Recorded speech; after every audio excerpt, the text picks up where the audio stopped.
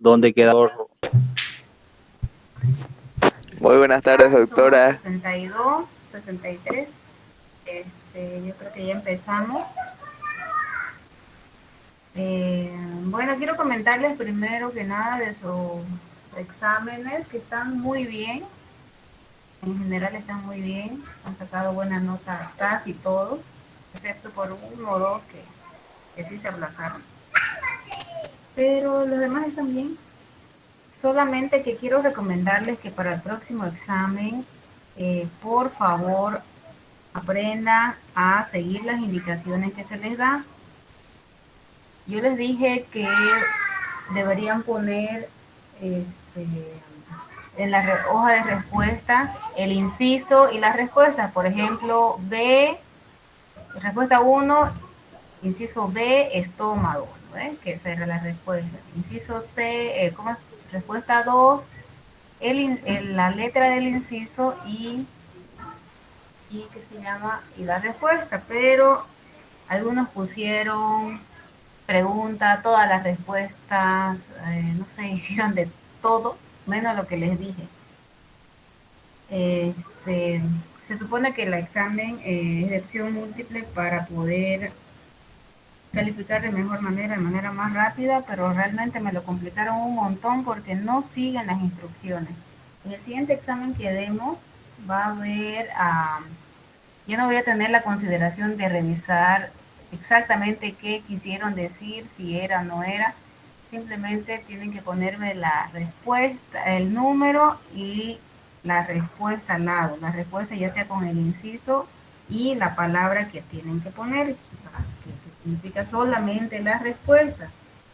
Por ejemplo, en la que era A, B, C, era A y B o B, C, D, algunos, en vez de poner la respuesta E, que significaba B, C y D, C y D, colocaban B, C y D o B y D, o sea, un desastre realmente su respuesta. Yo les pido que por favor pongan atención a cómo van a responder en sus exámenes, porque si nos vamos a un examen de hacerlo simplemente con un patrón, solamente con ver el inciso de la respuesta que tienen que hacer, muchos se hubieran aplazado.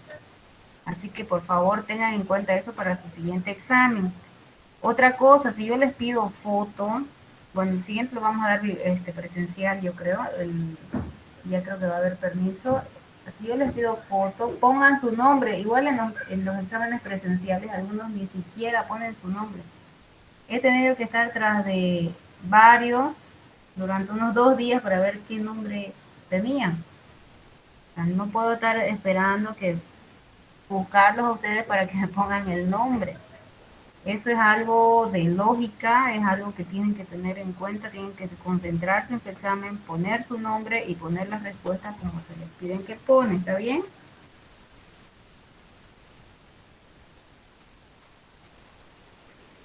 Está bien, doctora. Está bien, doctora.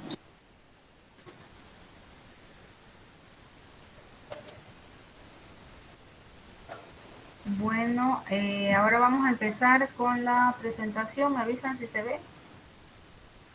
¿Se ve bien? ¿Se ve bien? Perfecto. Ya. ¿Cómo les fue con su práctica? No la he revisado todavía, estaba con los... ¿Alguna duda tuvieron en la práctica?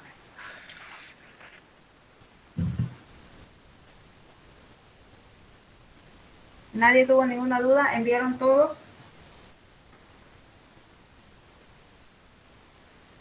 Sin ninguna duda, doctora. Perfecto.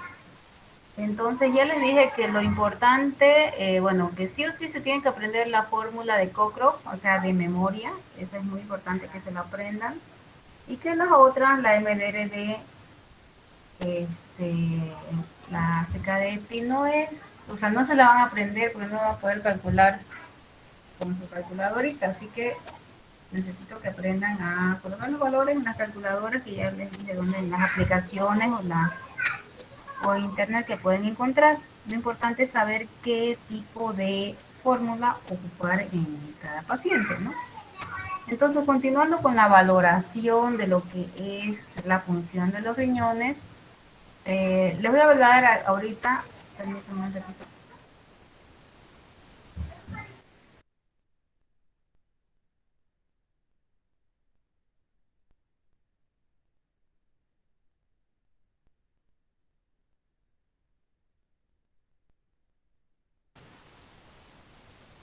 Entonces, vamos a hablar de lo que es la función tubular, la función renal.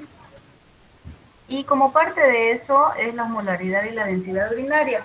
Habíamos quedado en que la parte de examen de orina no se las voy a dar así en una clase entera porque, bueno, ya lo han llevado eso antes y lo vamos a ir viendo también dependiendo de cada patología en la que lo necesitemos.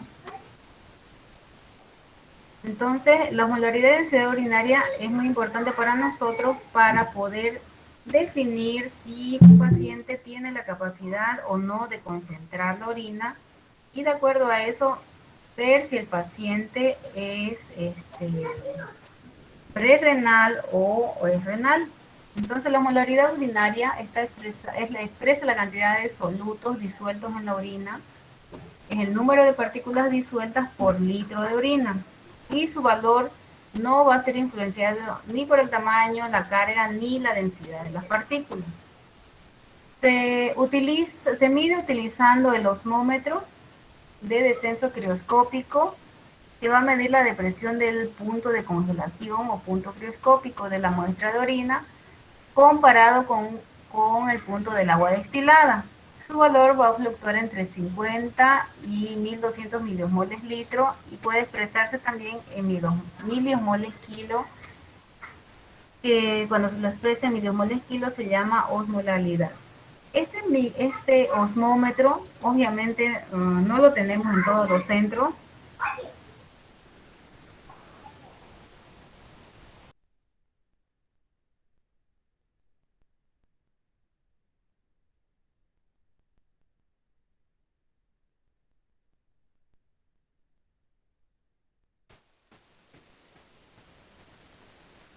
Entonces, este osmómetro no está en todos los centros, no está en todos los laboratorios, por lo cual se va a utilizar otro tipo de medida que se va a relacionar con lo que es la osmolaridad y vamos a utilizar la densidad urinaria que se mide por diferentes métodos, ¿no? Por diferentes métodos que son generalmente tres.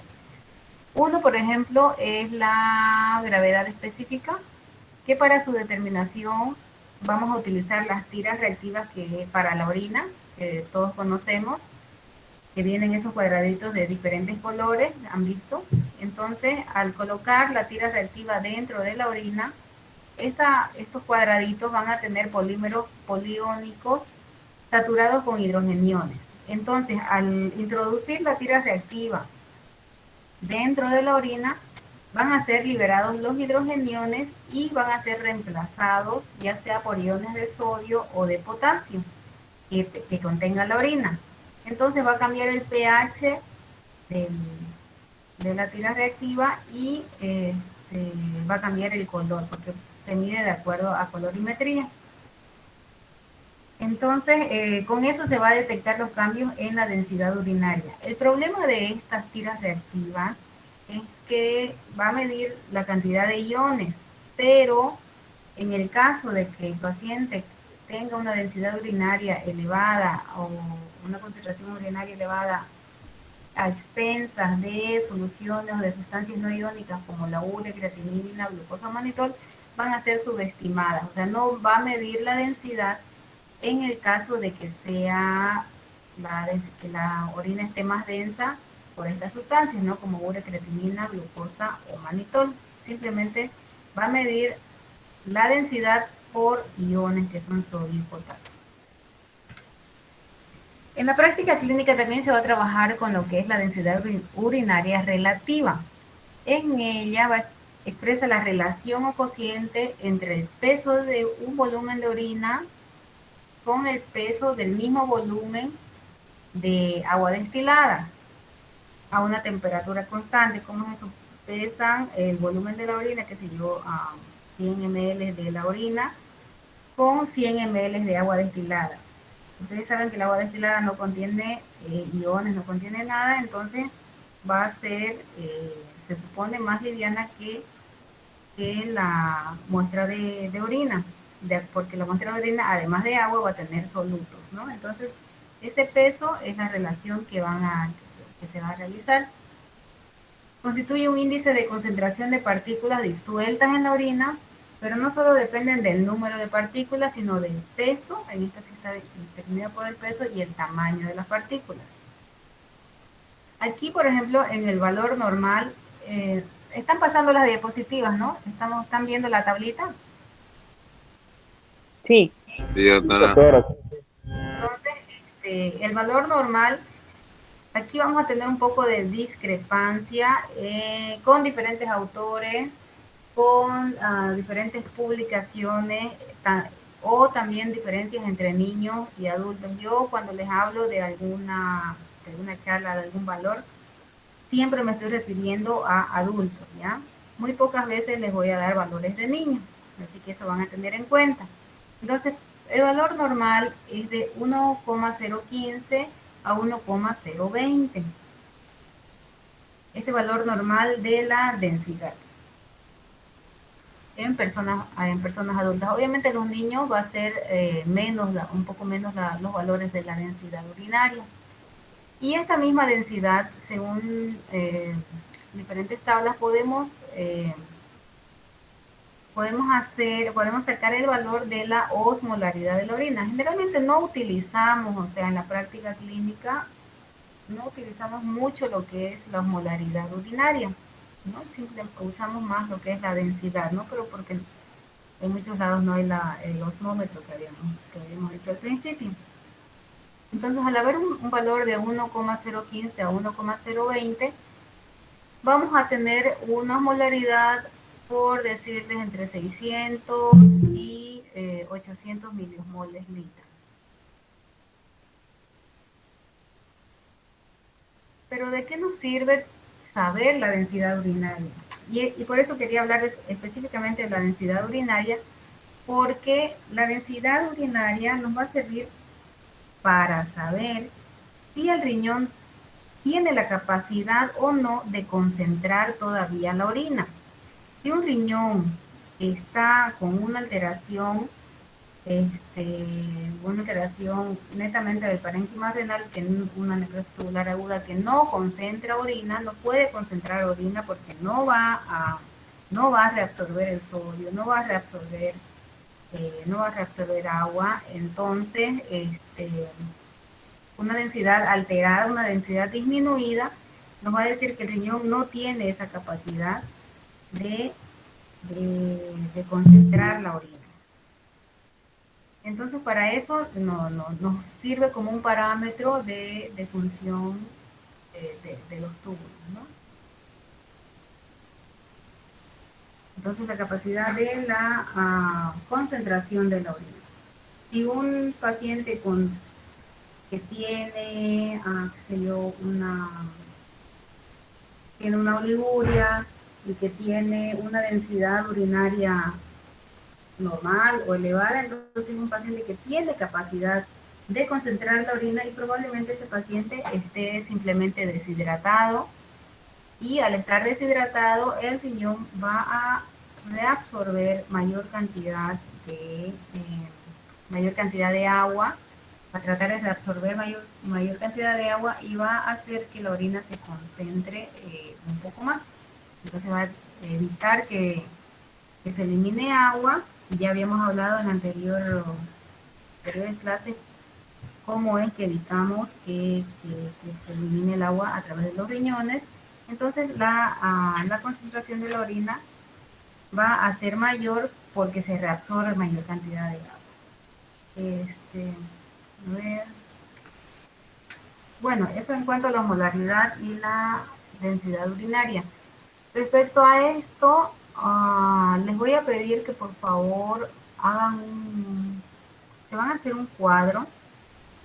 Les voy a pasar que va a ser parte de una de las prácticas. Van a hacer un cuadro dibujando una nefrona, como habíamos visto, creo que en uno de los cuadros le había mostrado. Van a dibujar una nefrona grande que sea del tamaño, no sé, de un medio papelógrafo, para que lo tengan ahí en su pared y puedan acordarse de dónde se hace dónde se reabsorbe ciertas cosas, ¿no? Dónde se reabsorbe glucosa, en qué parte de la nefrona se reabsorbe agua, en qué parte es impermeable al agua, por ejemplo, en qué parte se reabsorbe el sodio, en qué parte se reabsorbe el cloro, dónde se concentra la orina. Eso lo tenemos en un cuadro que habíamos visto en una diapositiva, pero lo pueden buscar también, porque necesito que se aprendan eso, que vamos a hablar de diuréticos, y necesito que tengan los conocimientos de en qué parte va a actuar y en qué parte se va a reabsorber y en qué parte va a eliminar más agua o va a reabsorber agua. Entonces eso va a ser como una parte de una práctica, ¿ya? ¿Por qué? Porque todo eso va dentro de lo que es la función tubular. Y ahora vamos a hablar de los marcadores de daño tubular renal en sí. Estos marcadores de daño tubular renal van a reflejar un daño estructural del riñón, y tenemos en este caso 4 tipos que son biomarcadores de daño estructural. El KIM1, por ejemplo, en el túbulo contorneado proximal se va a expresar y se considera que promueve la depuración de células apoptóticas y necróticas. ¿Qué son las células apoptóticas o qué es la apoptosis? Es la muerte celular programada. Entonces, este KIM1, ¿qué es lo que nos va a expresar? La muerte celular. O sea, si hay muerte celular en el riñón o necrosis celular en el riñón, esto va a sobreexpresarse. La injuria va a sobreexpresar el KIM1, se va a transferir a la orina y al espacio extracelular. Otro biomarcador sería el ENGAL, que es producida por los neutrófilos y es expresada en las células hepáticas, esplénicas y renales. Una pequeña cantidad del ENGAL se va a filtrar en los glomérulos y es captada por las células epiteliales del túbulo contorneado proximal a través del receptor megalina.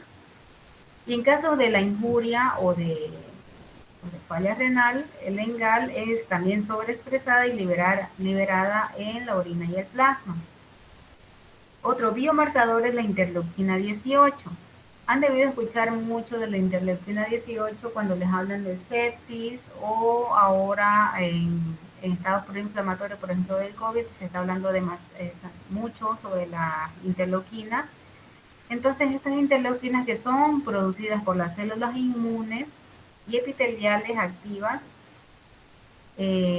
van a aparecer en estados proinflamatorios. Cuando existe una inflamación generalizada, aparecen las interleuquinas y van a tener propiedades homeostáticas, ¿no? Luego tenemos a la LFAP, que va a circular ligada a la albúmina sérica y está filtrada en los glomérulos y reabsorbida por las células del túbulo contorneado proximal también.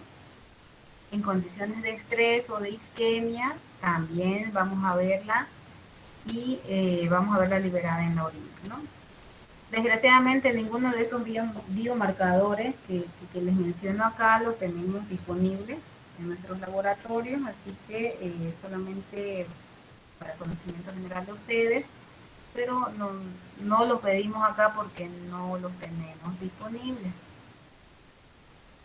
Pero lo que sí tenemos disponibles son, por ejemplo, son los electrolitos urinarios, tanto el sodio como potasio, calcio, cloro, litio, magnesio, podemos medirlos en la orina. Ahora nos vamos a abocar solamente a hablar de sodio y de potasio, ¿ya? Que son los más importantes.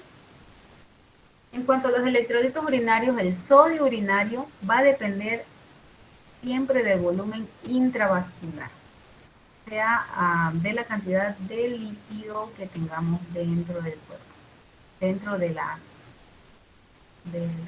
intravascular, ¿no? ¿Y para qué nos sirve? Para diferenciar lo que son las oligurias prerrenales de las oligurias renales. ¿Alguien me puede decir qué significa oliguria prerrenal y oliguria renal? ¿Alguien sabe la diferencia?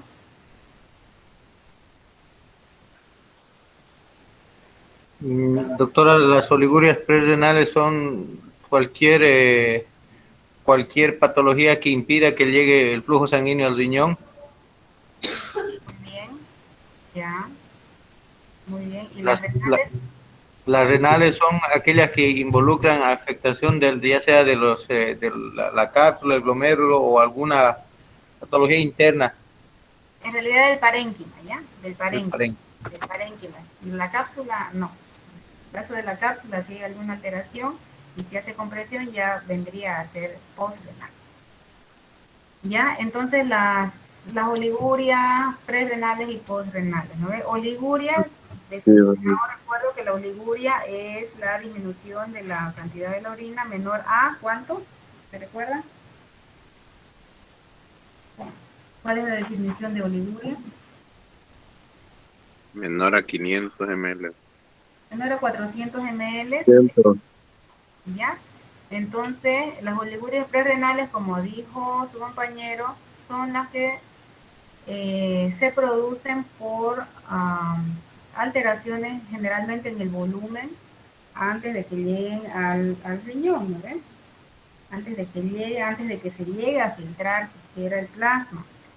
Entonces, esto, por ejemplo, va a ser en una deshidratación o una hipovolemia. El riñón lo que es lo que va a hacer, va a tratar de conservar todo el sodio filtrado para restaurar el volumen intravascular. ¿Alguien me puede decir estas oligurias prerrenales, por ejemplo, a través de quién van a tratar de conservar todo el sodio? ¿Quién es el que les avisa que el sodio está bajo o que el volumen intravascular está bajo? ¿Cómo va a saber el riñón? Las células juxtaglomerulares. Las células juxtaglomerulares, exactamente. A través de eso vamos a poder ver cómo está el intravascular, ¿no? Entonces, a un paciente deshidratado, al tener un paciente deshidratado o hipovolémico, el riñón va a tratar de conservar todo el sodio filtrado, o sea, todo lo que pueda, ¿no? Y entonces la excreción de sodio va a ser inferior a 20 miliequivalentes litros en una muestra de orina ocasional. En cambio, en las oligurias renales, cuando lo que se está afectando es el parénquima renal, como en una necrosis tubular aguda, se pierde la capacidad tubular de reabsorber el sodio filtrado. O sea, el sodio, recordemos que se filtra todo el sodio que se puede y en algún momento se tiene que reabsorber, ¿no es cierto? Ese sodio no se puede reabsorber cuando existe una necrosis tubular aguda, porque el túbulo no funciona, está dañado, entonces no reabsorbe. Por lo tanto, todo el sodio, no todo, pero sí gran cantidad del sodio filtrado, no se va a poder reabsorber y va a ser eliminado. Por lo tanto, su valor va a ser mayor a 40 miliequivalentes litros. Pero también tenemos otro tipo de situaciones, por ejemplo, en qué momento el sodio urinario puede ser inapropiadamente alto, en presencia de volumen intravascular. Dijimos que de volumen intravascular bajo, cuando el intravascular baja, el sodio urinario va a ser bajo, ¿no ves? Pero en pacientes que reciben diuréticos, en pacientes que tienen enfermedad renal crónica, pacientes con déficit de aldosterona y alcalosis metabólica, el que tienen bajo el intravascular van a tener un sodio urinario alto, ¿ya? Y por eso que muchas veces, bueno, no se puede medir el sodio, no se debería medir el sodio urinario en pacientes que reciben diuréticos, ¿ya? ¿Por qué? Porque el paciente que recibe diurético elimina agua y elimina sodio. Entonces, el sodio va a estar elevado, pero por la acción del diurético.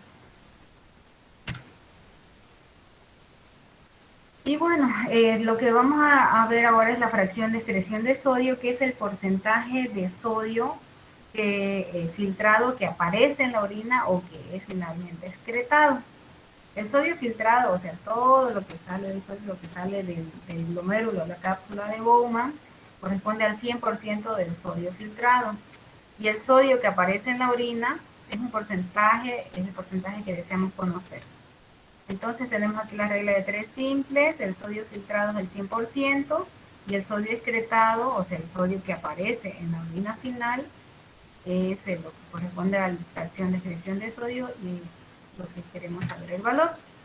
¿Para qué nos sirve saber el valor? Ahorita vamos a ver para determinar si la causa es de origen renal o es de origen renal. Entonces, aquí les presento esta fórmula, que es la fórmula de la fracción de excreción de sodio. Una fórmula un poquito, tal vez un poquito complicada, pero que es simplemente reemplazar valores que los vamos a solicitar a través de un laboratorio de orina de 24 horas. Y tenemos fracción de excreción de sodio es igual al sodio excretado por 100 entre sodio filtrado, que es lo que habíamos visto en la anterior diapositiva. ¿De dónde sacamos el sodio excretado? El sodio excretado es igual al sodio urinario por el volumen de orina. Sodio urinario por volumen de orina. El sodio filtrado es el sodio plasmático, sodio sérico, por el volumen filtrado. Y el volumen filtrado va a ser igual a la tasa de filtración glomerular, que es la creatinina urinaria por volumen entre creatinina plasmática. Entonces, haciendo las ecuaciones, tenemos la fórmula del sodio, de la fracción de excreción de sodio, que es el sodio urinario por volumen por 100 entre el sodio plasmático por creatinina urinaria por volumen entre creatinina plasmática, pero resumiendo la fórmula nos queda así, que es el sodio urinario por creatinina plasmática entre sodio plasmático por creatinina urinaria por 100. No se preocupen de esta fórmula. Bueno, esta de aquí sí la tienen que saber, ¿ya? La tienen que saber de memoria. Esta fórmula de aquí, la segunda, la fórmula 2, ¿cómo sacamos? Esa es pregunta de examen, ya les estoy avisando, tienen que saberla de memoria. ¿Cómo la van a calcular? Generalmente, o sea, lo que es lo que hacemos, nosotros solicitamos un examen con orina de 24 horas, solicitamos sodio urinario, sodio sérico, creatinina urinaria, creatinina sérica. ¿Y de dónde vamos a sacar el volumen? Obviamente porque es una orina de 24 horas, entonces de ahí van a calcular el volumen. Entonces lo que nos va a llegar puede ser las cantidades de sodio, nos va a llegar la cantidad de sodio urinario, cantidad de sodio plasmático, creatinina urinaria y plasmática y el volumen, ¿no? Y nos puede llegar también, si pedimos en orina de 24 horas, como dijimos, la tasa de filtración glomerular, que nos va a llegar esta tasa de filtración glomerular o el filtrado glomerular en orina de 24 horas, que es la más real, ¿no? Es la más creíble, porque las otras tasas de filtrado glomerular son solamente estimaciones que hacemos a través de la fórmula, pero cuando lo hacemos en orina de 24 horas es un resultado más real porque estamos viendo la cantidad de creatinina que tenemos en 24 horas. Entonces no se preocupen, van a solicitar, eso acuérdense siempre, por ejemplo, cuando estén, qué sé yo, en internado, haciendo residencia, le digan, solicite fracción de excreción de sodio. ¿Qué es lo que van a solicitar ustedes en su orden? Sodio urinario, sodio plasmático, creatinina urinaria, creatinina plasmática y clearance de creatinina en orina de 24 horas. Con esos parámetros recién vamos a poder calcular nosotros nuestra fracción de excreción de sodio. Igual para la fracción de excreción de sodio, al igual que las otras fórmulas de tasa de filtrado glomerular, tenemos calculadoras. En las aplicaciones tenemos las calculadoras que lo van a hacer directamente, ya sea en internet o en su celular, la pueden poner, pero para eso necesitamos todos esos parámetros que ya saben que ustedes tienen que pedir.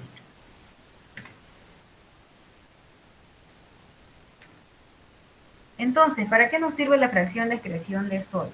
como dijimos, es un marcador del daño tubular.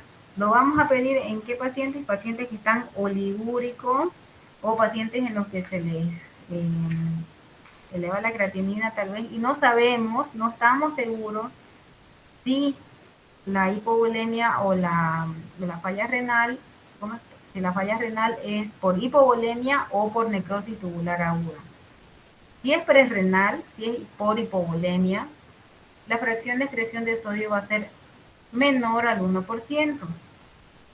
Si la falla es renal aguda como una necrosis tubular, va a ser mayor al 2%. ¿Por qué? Dijimos porque el sodio va a estar excretado en mayor cantidad porque no se va a reabsorber porque la lesión es dentro de los tubos. En cambio, en la prerrenal, la excreción de sodio está disminuida porque el riñón empieza a reabsorber mayor cantidad de sodio para tratar de volver a mejorar, para mejorar el volumen intravascular. Y esta tabla también es súper importante que se la sepan, que se la aprendan, esta tablita de aquí. Por ejemplo, en pacientes que tienen insuficiencia renal, queremos saber si es prerrenal, renal o postrenal. Entonces, si es prerrenal, ¿qué vamos a encontrar? Un sodio urinario bajo, acuérdense de eso, siempre bajo. Y una fracción de excreción baja, menor a 1%. Si la insuficiencia renal o la injuria renal, en todo caso, es renal, es una necrosis tubular aguda en general, el sodio urinario va a estar alto. ¿Por qué? Porque no puede reabsorberlo el riñón. Y la fracción de excreción va a ser mayor a 1, bueno, mayor a 2. En el caso de una postrenal, cuando es una obstrucción, de repente no nos habíamos dado cuenta que es una obstrucción, de repente tiene, no sé, un cálculo, algo que no está dejando que pase la orina con normalidad, el sodio va a estar mayor a 40 y la fracción de excreción de sodio va a estar mayor a 4%. ¿Cuáles son las limitaciones y contraindicaciones de este laboratorio, que es la excreción fraccional de sodio? No tiene validez en pacientes que recibieron diuréticos en las últimas 24 horas, ni agentes que causen diuresis osmótica. ¿Cuáles son los agentes que causan diuresis osmótica? Son, por ejemplo, el manitol. El manitol produce una diuresis osmótica. O aquellos pacientes con glucosuria. Porque recordemos que la glucosuria también nos causa un tipo de diuresis osmótica. O sea, nos aumenta la diuresis, la glucosuria, ¿no? ¿Por qué? Porque la glucosa nos va a jalar más agua hacia la orina, hacia los túbulos, para poder diluir esa orina. Bueno, el uso de diuréticos igual es una limitación, la insuficiencia renal crónica, la bicarbonaturia, la glucosuria, la enfermedad de Addison, pueden aparecer valores de FeNA superiores a 2 en situaciones de fracaso renal, de fracaso prerrenal, es por eso que no se puede realizar en esto, hay que tener cierto cuidado o prever estos estados, ver si nuestro paciente está con eso y si el paciente tiene esas patologías o esas alteraciones, tal vez no podamos realizar un FeNA, no va a ser confiable. No nos va a permitir diferenciar entre una ira renal intrínseca de una ira obstructiva. Generalmente no vamos a poder diferenciar. No permite saber si la ira prerrenal es por hipoperfusión de origen extrarrenal, como una oliguria o una deshidratación, por ejemplo, o por hipoperfusión de origen vascular intrarrenal. No sabemos si el paciente tiene, por ejemplo, una isquemia renal, una trombosis renal. Es renal, pero no sabemos si es prerrenal por hipoperfusión o si es hipoperfusión por una obstrucción del flujo sanguíneo. La necrosis tubular aguda secundaria a mioglobinas, hemoglobinas y contrastes iodados. La fracción de excreción de sodio en muchas ocasiones es inferior a 1 a pesar del daño renal. En pacientes con insuficiencia renal crónica, la pena es mayor a 1%, y si sufren episodios de hipoperfusión renal de origen prerrenal, la pena no puede advertir el mismo. La pena en la ira prerrenal puede ser hasta 2% en neonatos a término, aquí estoy hablando un poco de niños, y hasta 3% en prematuros. En los desnutridos es difícil saber el valor de corte para diferenciar una ira prerrenal e ira renal. Recordemos que para calcular el FENA necesitamos valores de creatinina urinaria y plasmática, y en pacientes desnutridos tenemos totalmente alterada la creatinina, ¿no ves? Porque la creatinina se deriva de la masa muscular.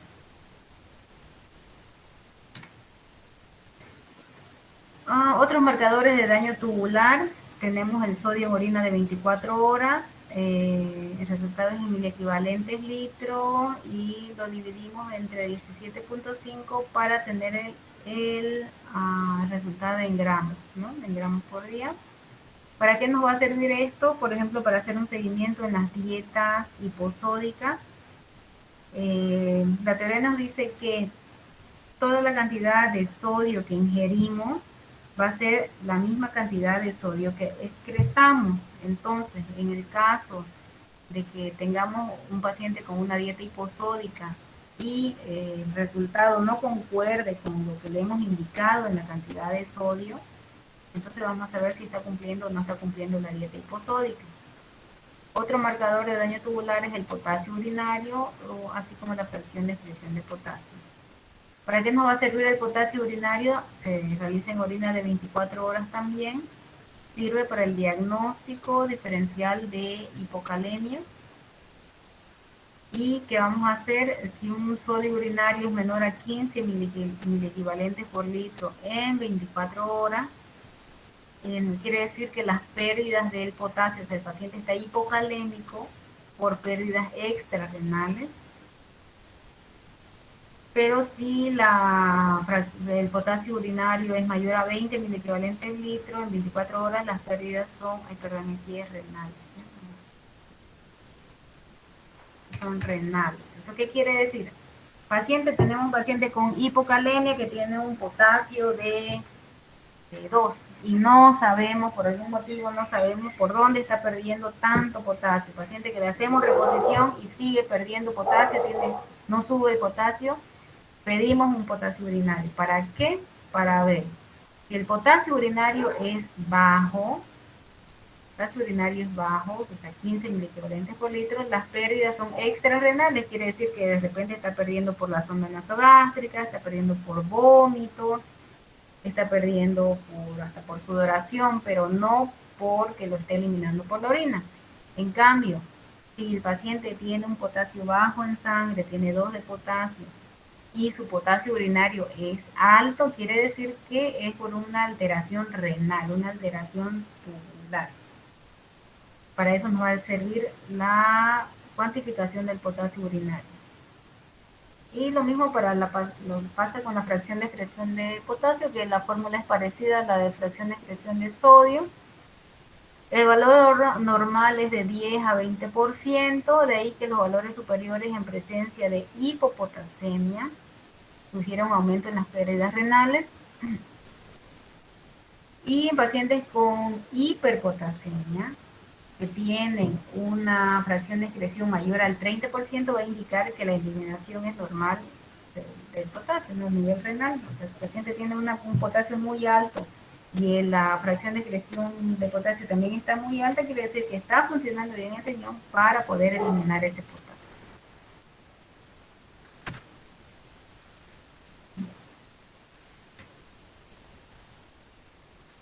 Aquí tenemos otro que es el gradiente de potasio transtubular.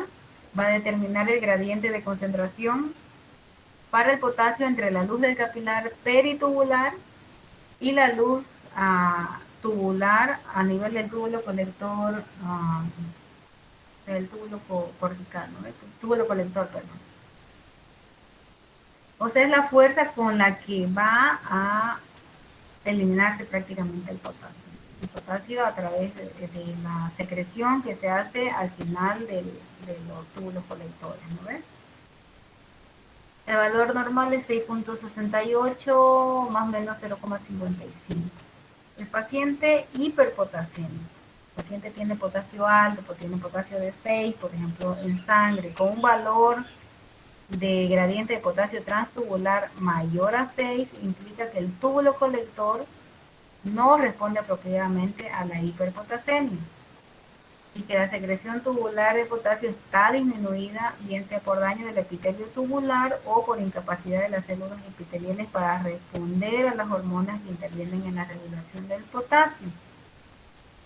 Si la hiperpotasemia es de origen no renal, los riñones van a intentar excretar el exceso de potasio circulante y por lo tanto este valor del gradiente de potasio será mayor a 10.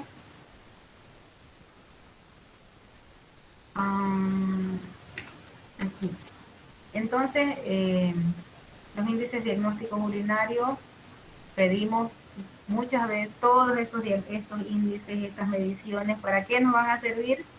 Para ver cómo está, si funciona o no funciona los túbulos de la nefrona, ¿no ves? O sea, para diferenciar si una injuria renal es prerrenal o es una injuria renal netamente de origen renal, ¿no? Si es del parénquima. Entonces tenemos la fracción de excreción de sodio, esta tabla también es muy importante, la fracción de excreción de sodio, si es menor a 1, es prerrenal, mayor a 1 es una necrosis tubular aguda o renal. El índice de fallo renal, que lo calculamos acá, entre sodio urinario, entre creatinina por creatinina plasmática, igual. Concentración de sodio urinario, habíamos dicho, si es prerrenal, es menor a 10, si es una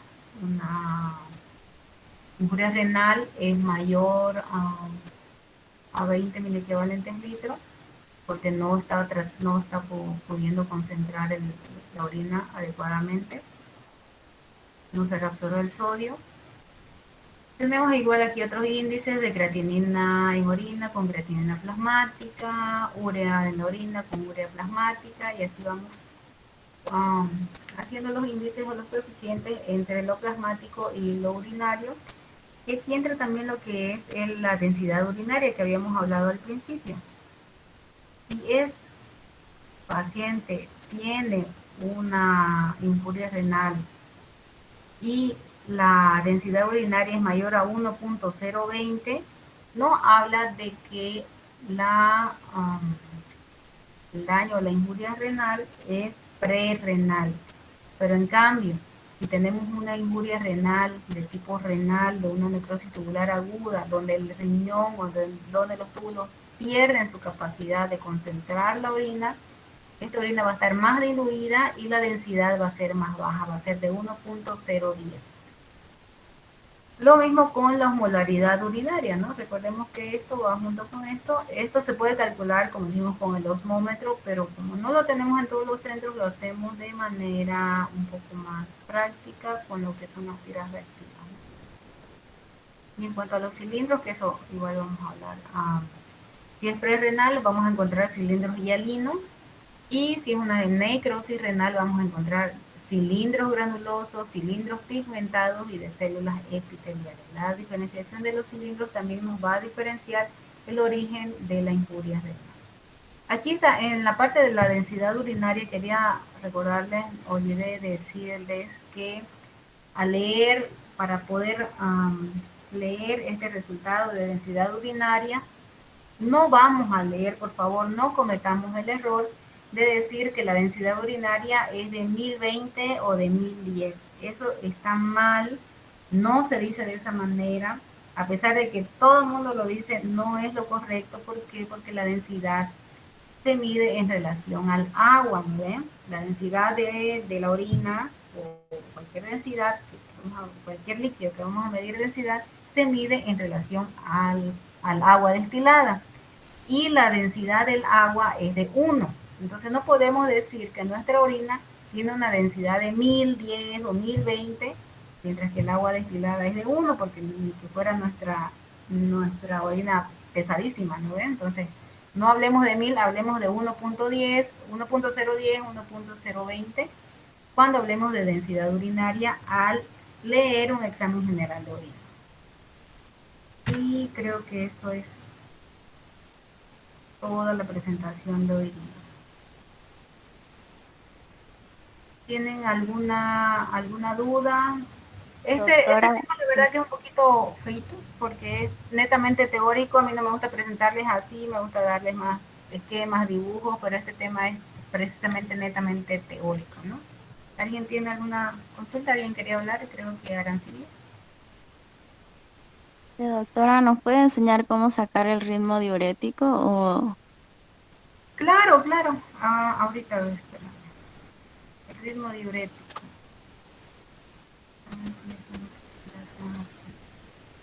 Vamos a ver. Eso es importantísimo.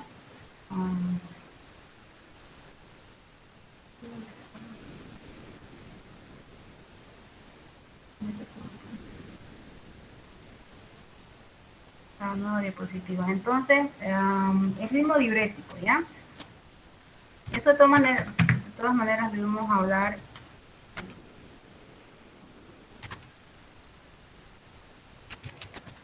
Vamos a hablar cuando hablemos de injuria renal, ¿no?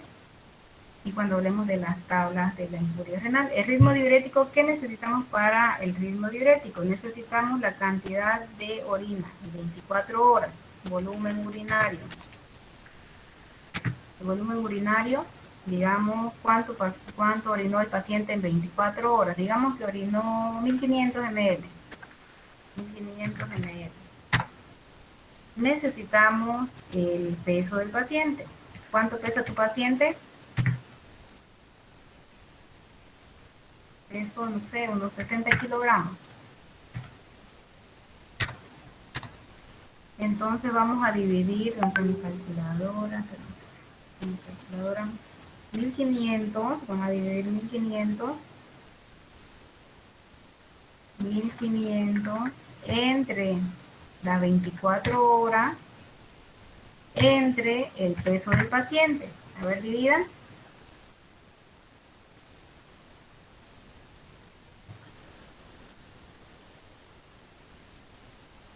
500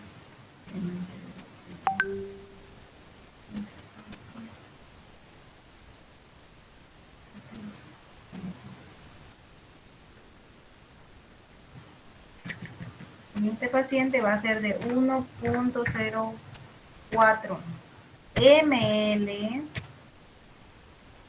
kilogramos hora. ¿Ya? Así van a poner. ¿Se entendió? Sí, doctora, gracias. Cuando una cosa es, perdón, aquí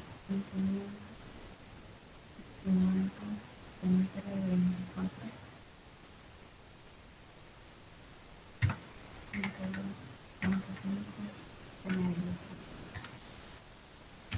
El flujo urinario, que es diferente, es cuando lo hacemos sin el kilo, o sea, para saber cuánto orinó por hora, ¿no ves? Digamos 1500 ml en 24 horas. De esos 1500 ml, lo dividimos en 24 horas, nos da 62.5 ml por hora está orinando nuestro paciente. Pero para que sepan, para saber cuánto es, de acuerdo a su peso, es de lo dividimos entre el peso del paciente, 1.04 ml kilogramos hora. ¿Cuánto es lo normal de esto? ¿Cuánto es lo normal? ¿Alguien sabe? De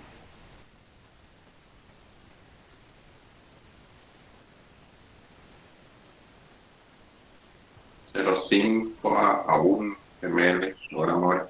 Perfecto, 0,5 a 1, ¿no ven? 0,5 a 1 es un parámetro normal. Entonces nuestro paciente tiene un parámetro normal, 1.04, está dentro de parámetros normales. ¿Cuándo nos vamos a alarmar? Cuando el paciente, en realidad desde 0,8, el paciente tiene 0,5, 0,4 y ya nos da un parámetro de que el paciente está oligúrico, de que está con una disminución del flujo urinario. Entonces, en realidad este flujo urinario,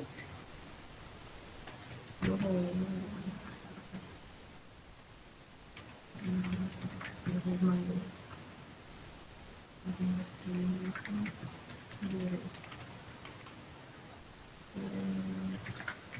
¿Qué es lo que más van a presentar cuando presenten a sus pacientes? Por ejemplo,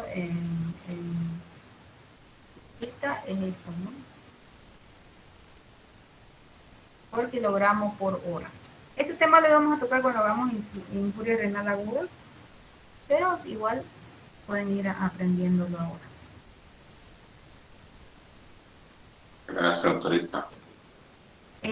Ahora otro tema que igual olvidé mencionarles en cuanto a lo que es ¿qué se llama? Lo que hicieron en la práctica anterior, la tasa de filtrado glomerular.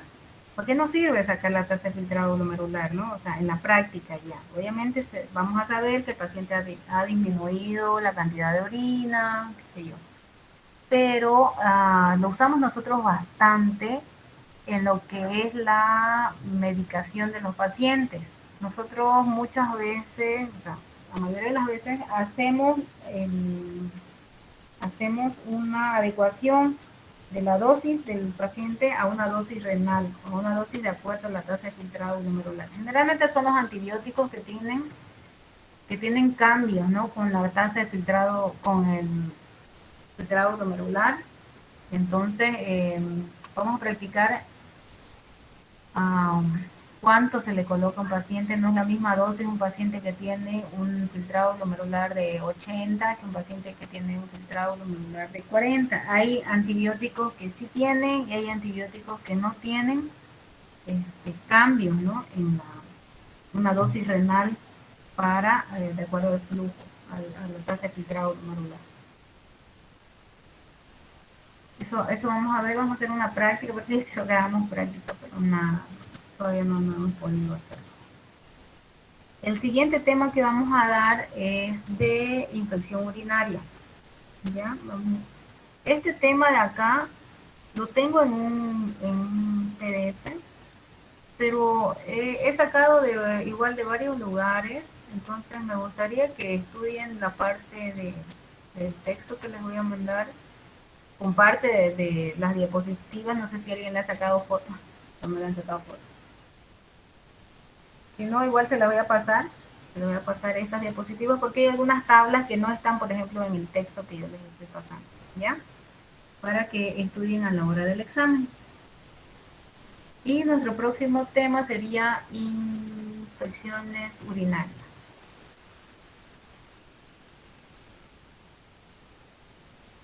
¿Alguna otra pregunta? Doctorita, una preguntita, buenas tardes. ¿Cuándo lo va a enviar el documento que dice? Ahorita se lo puedo enviar a su compañero. Gracias, doctorita. Yo también se las puedo enviar, ¿ya? Para que vayan estudiando.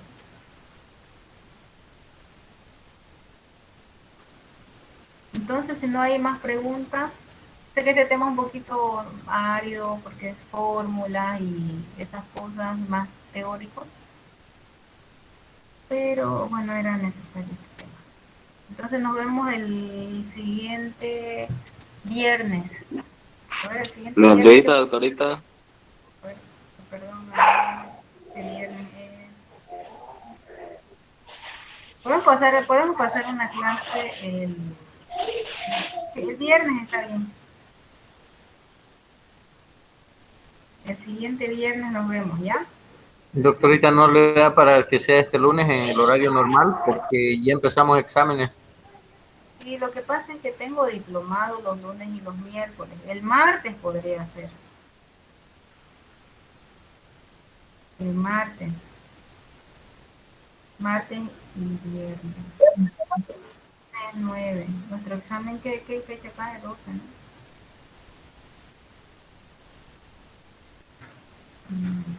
Podríamos pasar clases el martes y pasar clases el viernes. Yo creo que sí sería prudente porque si lo damos el viernes va a ser muy encima del examen, ¿no? Cerca para poder repasarlo, estudiarlo. Ya, vamos a dar el martes entonces, infección urinaria. A esta hora, a las 6 de la tarde. No, lista, doctora, disculpe. No, pero voy a sacar fotos. se salgan todavía de esa casa. Podemos pasar el martes a las 6 y el viernes a las 6. Perfecto, perfecto, doctorita. Los temas que entrarían sería se llama el de laboratorios. Con esto ya prácticamente concluimos laboratorios.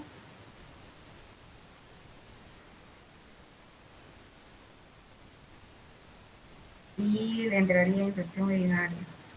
Podemos avanzar otro más, por lo menos hasta síndrome nefrótico. Los dos están bien, ¿no? ¿Qué dice?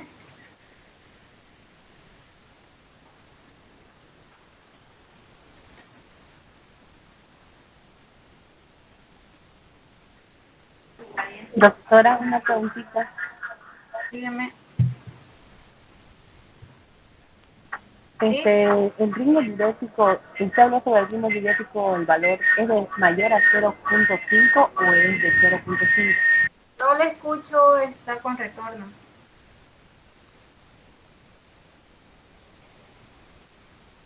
Hola, no te escuché. Le preguntaba, doctora, si el ritmo diurético es mayor a 0.5 o es de 0.5 nomás. O sea, No, puede ser de 0,5 a 1. ya. Ya, doctora, gracias. Listo, entonces nos vemos el día martes a las 6 de la tarde, ¿ya? Sí, doctorita. Sí, doctora, gracias. Ya, doctora, gracias. Chao. Gracias.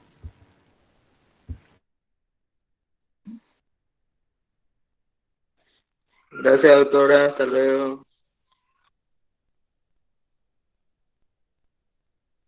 Hasta luego, doctora.